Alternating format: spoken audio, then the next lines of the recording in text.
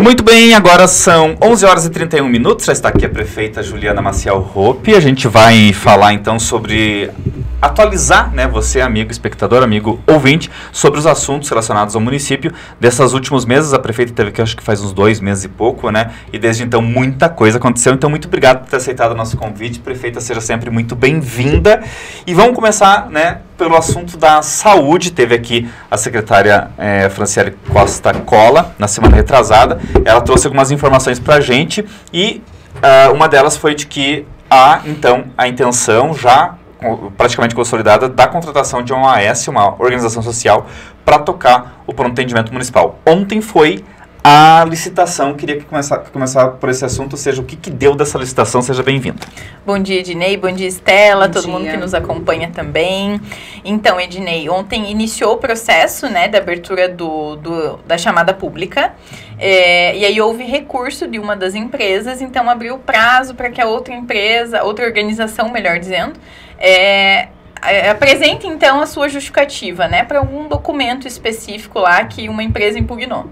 Então são os 5 dias de recurso, aí mais 5 dias de contra-razões ao recurso, e aí sim vai ser marcada uma nova data para abertura do envelope de preço, que esse ainda não foi aberto, que daí acabou parando na fase de recurso. Então vai mais alguns dias aí para a gente saber quem vai ser a vencedora da chamada pública. Vocês já previam mais ou menos isso? Como são licitações de maior volume, é bem comum que isso aconteça, né? Aconteceu isso para a contratação de serventes, de transporte, de escolar, então isso acaba acontecendo mesmo entre os concorrentes. A Fran fez uma boa defesa aqui da OAS na semana retrasada, mas eu pergunto para a senhora, como que a população pode ficar tranquila, como que a senhora pode tranquilizar a população em relação ao atendimento? Porque hoje se recebe um atendimento de profissionais que são contratados pela Secretaria de Saúde do município, né? E vai ser desfeito, vai haver uma ruptura aí que tem que ser para melhor, obviamente, né? Vocês não estariam fazendo se não fosse. O que garante que isso vai ser para melhor? Então, Ednei, eu diria que primeiro tem que entender o contexto da UPA hoje. Hoje nós temos servidores contratados via processo seletivo, que são os seletistas aí, né, por conta do processo, os servidores efetivos do município, e os médicos, eles também são terceirizados, porque os médicos não é nenhum médico do município, salvo o doutor Eduardo, que é um médico 10 horas, que é efetivo na UPA. Mas todos os outros médicos, a escala, ela é feita hoje a Copemesc, que é uma cooperativa médica, que vai disponibilizando os médicos plantonistas para o atendimento da UPA. Então, me diga, qual é a segurança também que se tem que quando você licita a terceirização do médico especificamente, todos os médicos vão ser aquilo que a gente espera? Então, eu diria assim, é o mesmo cenário, né? Claro que as especificações técnicas hoje do edital, eles nos deixam muito felizes, porque ele vai melhorar toda a dinâmica de trabalho. Hoje, e nunca foi na UPA, uma enfermeira que faz aquela triagem na hora de botar a fitinha, obrigatoriamente pelo Ministério da Saúde tem que ser uma enfermeira fazendo esse acolhimento. E lá na UPA, pela falta de profissional, às vezes não é a enfermeira que faz esse processo. Então, isso vai melhorar muito a qualidade do atendimento. Porque a enfermeira, ela está capacitada, ela é técnica para fazer esse primeiro acolhimento. Que é assim como acontece nos postos de saúde também, na UPA também vai ser dessa forma. A farmácia vai ter uma profissional de farmácia só para atender a farmácia da UPA, que hoje a gente reveza, né, junto com o quadro de farmacêuticos da prefeitura. E são profissionais habilitados na área. Então, mesmo quando passa num concurso, por exemplo, você não sabe como é que aquele profissional vai trabalhar, né? Então, eu vejo que nesse sentido de qualidade nós não vamos perder, porque são profissionais capacitados na área para fazer o seu trabalho.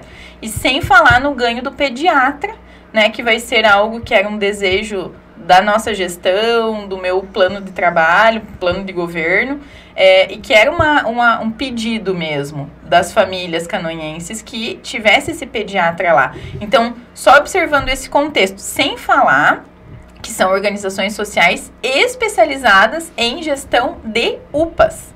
O município faz a gestão da UPA, mas ele não é especializado em gestão de UPA. Essas organizações só fazem isso. Então, eles têm um procedimento de trabalho, pelo menos todas as que a gente conheceu, funcionam muito bem.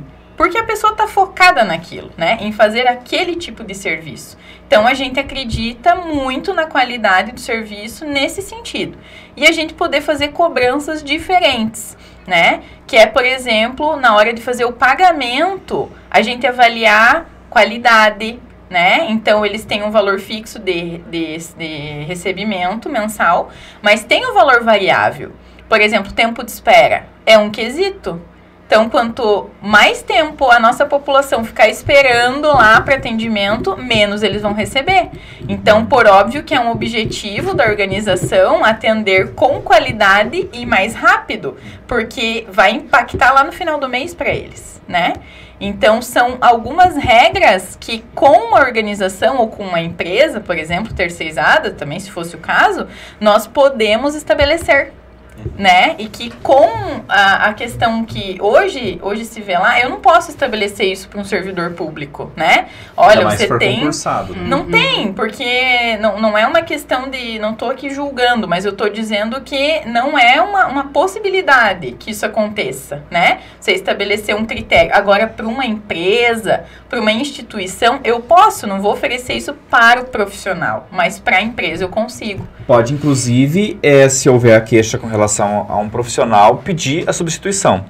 Com toda certeza. Então, se não está se adaptando ao trabalho, uma inclusive, das nossas regras do edital é o atendimento mais humanizado. Então, isso também vai ter que ter política, a organização social, para trabalhar o atendimento mais humanizado na urgência e emergência.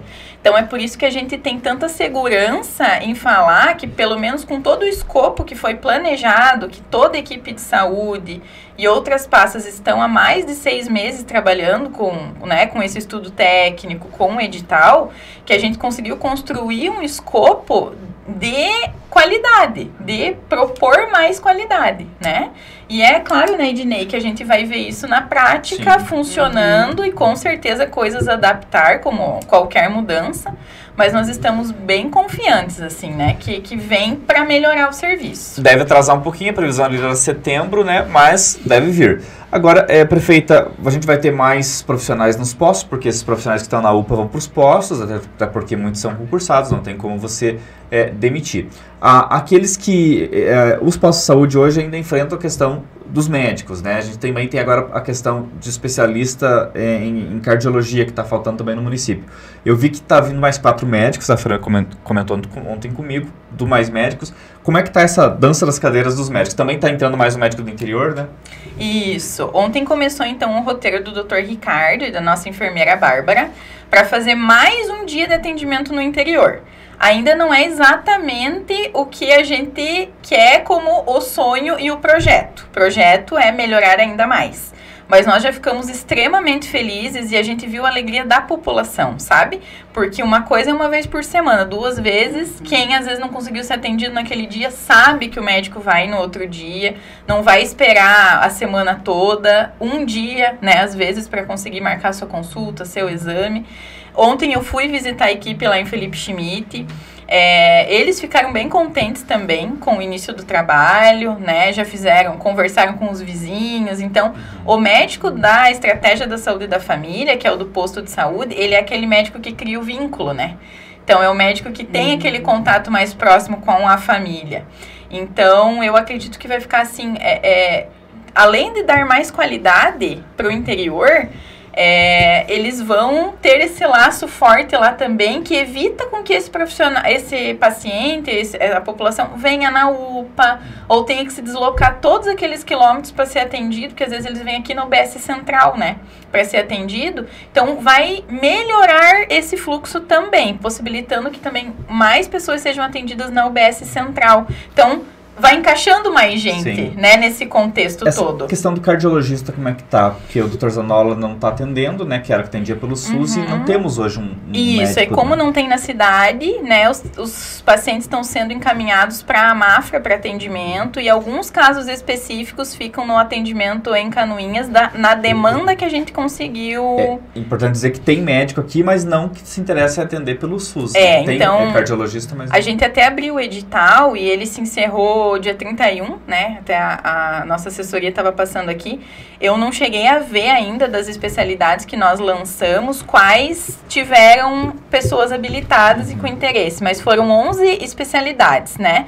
Que nós abrimos o edital. Mas assim que tiver informação, a imprensa também passa para vocês transmitirem. Educação, prefeita, como está a situação dos vigilantes? Que tem muitos pais que estão nos procurando, preocupados, né? Achando que foi fogo de palha, aquela contratação, né? Como é que está funcionando essa questão? Vai ter vigilante, não vai? Ednei, então nós estamos nos organizando no seguinte sentido. Não havia possibilidade de renovação do contrato emergencial. Então, lá naquela época, se justificava, porque nós estávamos diante de uma situação de calamidade, não só pelo fato de ter acontecido em Blumenau, mas pelas notícias que nós tínhamos e que poderiam haver outros momentos daqueles. E se falar com a Polícia Militar vai ter essas informações, né? Então, nós ficamos realmente, todo mundo com medo e prezando na segurança, por isso fizemos a contratação emergencial. Não gera hoje uma questão que eu consiga renovar esse contrato emergencial. Então, o que tem que acontecer? Tem que ir para licitação. E o processo se iniciou. Ele demora um pouco, porque todas as empresas têm que fornecer o orçamento, têm que fazer o estudo técnico, então tudo isso já estava acontecendo, mas acabou passando o período de início das aulas, né? Então, hoje, desceu já todo o estudo técnico para o setor de licitações para abrir o processo. Então, o que a gente vai fazer? Um registro de preço. A nossa ideia é o seguinte, os vigilantes, eles vão para os CIs e nós vamos fazer o convênio com o Estado de Santa Catarina por meio da política lá do Escola Mais Segura para os policiais militares estarem nas escolas municipais, né? Foi já conversado com o Tenente Boarão, com o Comandante Sacinski, e aí na medida que o convênio firma, os policiais habilitados vão vindo para as escolas. Joia. Isso tem prazo? Olha, eu não vou te precisar para não haver de, por exemplo, a UES, 1º de agosto era para estar tudo resolvido, né? E aconteceu de ter recurso. Mas os trâmites já estão todos acontecendo. A gente espera que o mais breve possível, que tudo pudesse estar resolvido no final do mês. Esse é o nosso objetivo. A Flávia está falando aqui, eu vou pôr os ouvintes depois, espectadores mais para o fim da entrevista, mas ela que está falando sobre esse assunto, então é interessante a gente já fazer. Gostaria de perguntar ao prefeito sobre a segurança nas escolas. No CI Monteiro Lobato, não está mais tendo segurança. O CI é de fácil acesso, os muros, cercas são baixos, as crianças do período integral em horário de almoço ficam sem nenhuma segurança, somente com as monitoras em sala. Isso que a gente acabou de comentar. Então, os vigilantes para os CIs, né?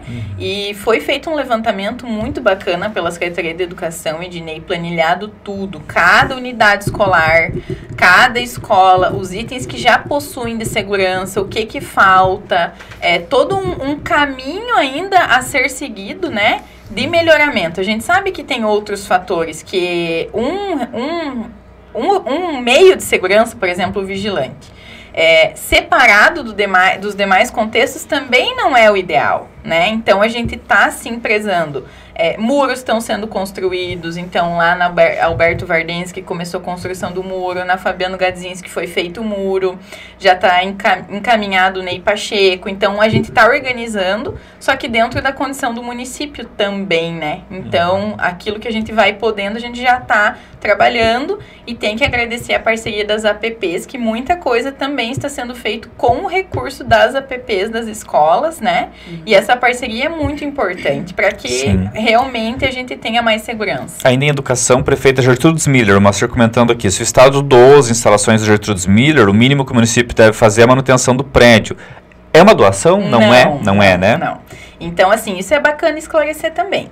Até esse exato momento se tramita a cessão, até tem que confirmar se é cessão ou doação, do prédio para o município. Mas até hoje esse prédio não foi legalizado. Então o que aconteceu lá na época em que o município acabou tendo seu núcleo escolar no prédio do Estado? O Estado não ia mais, digamos assim, abrir a escola lá, e o município, então, passou as suas atividades municipais para a escola. Só que o prédio ainda é do Estado de Santa Catarina. E isso dá todo aquele imbróglio orçamentário para se investir.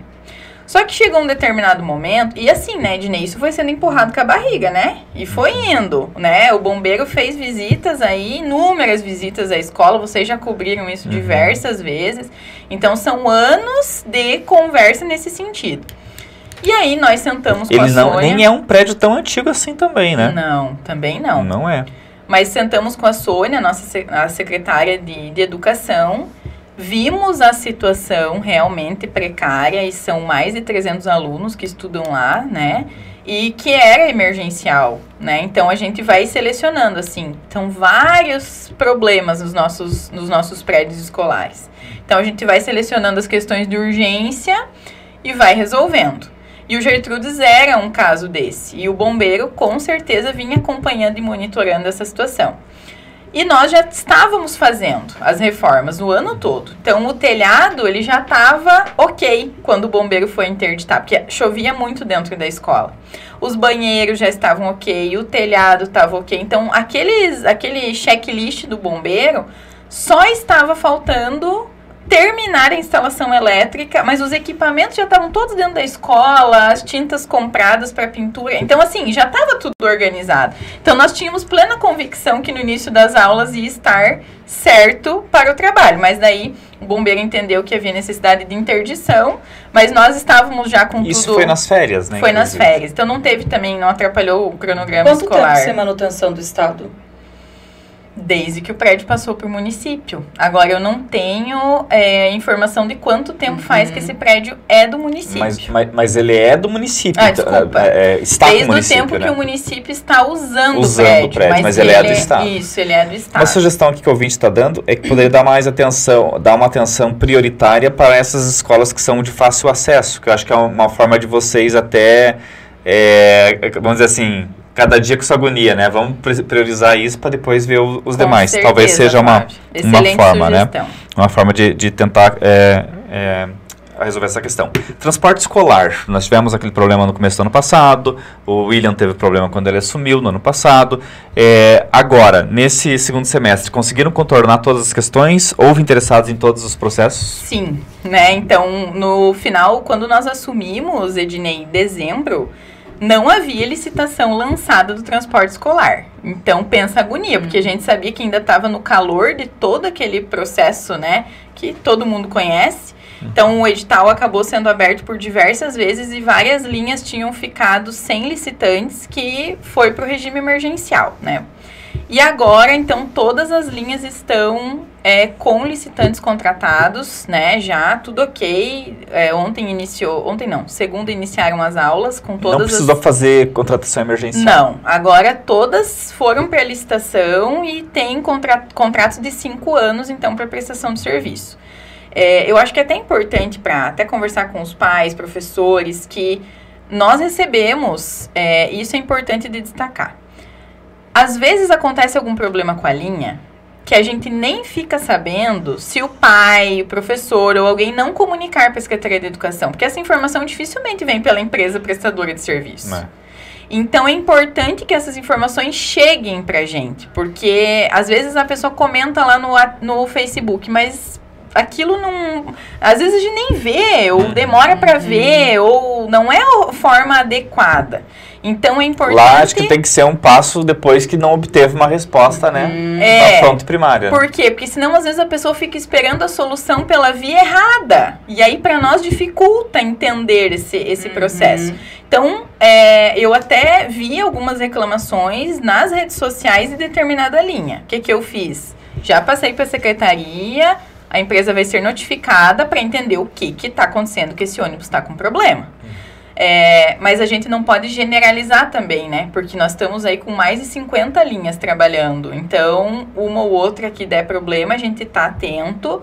Os fiscais de contrato, Ednei, até tem que parabenizar essa equipe. Eles fazem todas as linhas. Eles vão de madrugada, eles acompanham. Apareceu o problema, eles vão fazer a linha de novo.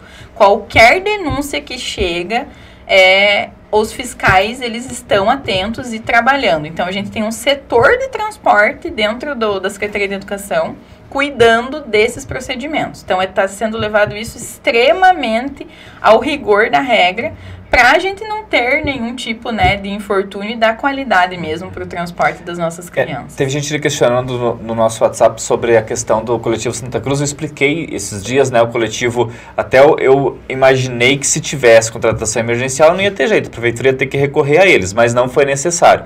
E eles estão com uma linha, então, que eles estão fazendo para pagar o que eles reconhecem de dívida, que são R$500 mil, muito embora eles tinham assinado um acordo de 4,5 milhões. Mas esses R$500 mil é na esfera criminal e eles estão pagando em serviços. E o 4 milhões é na esfera civil, né? E eles estão questionando, mas nem foi aberto ainda o processo. Vai ser uma discussão longa ali, uma batalha entre município e Coletivo Santa Cruz para reaver esses valores. Infraestrutura, prefeita, o secretário de Infraestrutura do Estado, Jair Comper, esteve aqui semana passada, e ele falou sobre a SC-120, que é uma rodovia do Estado, né? E ele disse assim, ó, isso aqui nós vamos entregar na mão do prefeito, no caso aqui da prefeita, para que ele administre isso, porque as pessoas vão procurar respostas com a prefeita e não com o governador, porque é do município, está no município. É uma desculpinha, né, vamos dizer assim. Mas enfim, o fato é que ele disse que o Estado estaria então entregando dinheiro para o município para ele fazer a manutenção da SC-120, rodovia que liga Canoinhas a Timbó Grande. Tem conversa nesse sentido? Teve alguma promessa? Então, Ednei, não sei se você se recorda, mas nós estivemos, o prefeito Lademir, vereador de Timbó, prefeito de Bela Vista do Toldo, a vereadora Zenilda me acompanhou naquele ato, em uma reunião lá na Secretaria de Infraestrutura. Agora eu não me lembro se foi fevereiro ou março desse ano. Fevereiro, sim. Isso, para tratar desse assunto. E aí, naquele momento, ele já havia falado do convênio, desse mesmo convênio que ele acabou citando aqui na coletiva de imprensa. Só que nós não fomos posicionados ainda em nada sobre a possibilidade desse convênio. Então, não veio. Nós protocolamos o pedido e ele não foi movimentado ainda lá na secretaria, né? Naquele momento, nos acompanharam o deputado Maurício Scudilar e o deputado Fernando Kreiling. Aí, nós até contatamos eles, né? Para que, então, haja uma celeridade, porque se foi anunciado agora novamente, depois de meses, até agora não saiu nada do papel, e a comunidade está esperando, né? E cobra realmente de nós, né? E com razão, porque a estrada tem que ter manutenção. Então, houve uma iniciativa do município, mas não houve ainda nenhum posicionamento por parte do Estado. Ainda não. Até o presente momento, nenhum início da formalização de um convênio. E os 4 milhões prometidos para compra de maquinário vieram? Nós recebemos um ofício da Fazenda e da Casa Civil para que a gente apresentasse o plano de trabalho para o maquinário e desse início ao convênio. Isso já foi feito pelo município, então nós já fornecemos o plano de trabalho.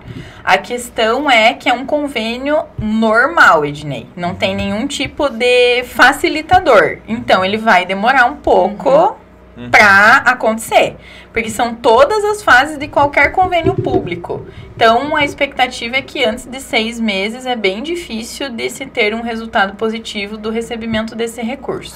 O Juliano aqui está perguntando sobre aquele estudo que foi feito com relação ao semáforo da Rua Francisco de Paulo Pereira com a Eugênio de Souza. O que deu o estudo e o que vai ser feito a partir de então, Juliana? Certo. Então, nós também tivemos uma mudança na coordenação do DETRACAN. Quem assumiu a pasta é a Camila Lima.